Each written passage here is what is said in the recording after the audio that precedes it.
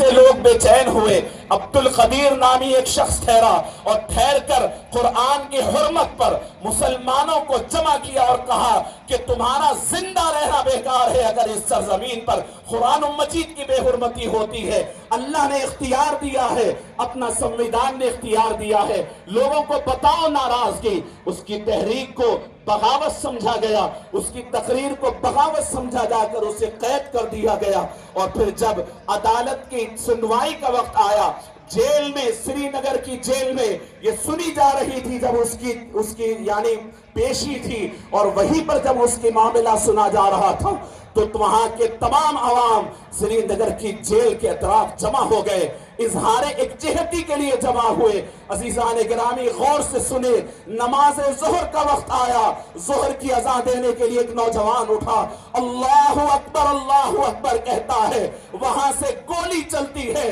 اور اس کے سینہ پار کر دیتی ہے۔ مسلمانوں میں حیرت زدہ مسلمان خاموش ہوئے، لیکن اللہ اکبر پہ اذان ختم نہیں ہوتی۔ دوسرا نوجوان اٹھتا ہے، دوسرا سینٹنس، دوسرا جملہ کہتا ہے، اللہ اکبر، اس کو بھی گولی چلتی ہے، وہ بھی شہید ہو جاتا ہے۔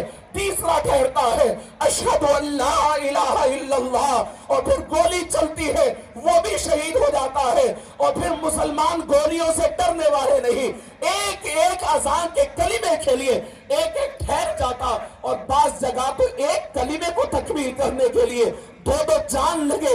اب جب آخر میں اذان ختم ہو رہی تھی، 22 لوگوں کے جنازے ہوئے، 22 شہید ہوئے۔ اور عزیزان گرامی، ہم نے اس ملک میں اذانوں کو ایسے باقی رکھا ہے۔ آپ کو پتا ہے کہ یہ جو تحریک چل رہی ہے، ہندوستان میں اذان کو باقی رکھنے کی تحریک ہے، نمازوں کو باقی رکھنے کی تحریک ہے، آپ کے شاعر کو باقی رکھنے کی تحریک ہے۔ یہ تحریک کوئی فارمیلٹی نہیں ہے، کسی تنظیم کو بڑھانے اور کم کرنے کی نہیں ہے، یہ ہماری شناخت کی ہے، ہماری پہچان کی تحریک ہے۔ میں درخواست کرتا ہوں کہ سنجیدہ لوگ، انسان کے جسم کی مثال ہے، دماغ اپنا کام کرے گا، پلان کرے گا، ہاتھوں کو اپنا کام کرنا ہے، پاؤں کو اپنا کام کرنا ہے، آنکھوں کو اپنا کام کرنا ہے۔ دماغ کام کر رہا ہے، پورا جسم مفلوج ہو کے پڑے رہیں گے، کامیابی نہیں ہوگی۔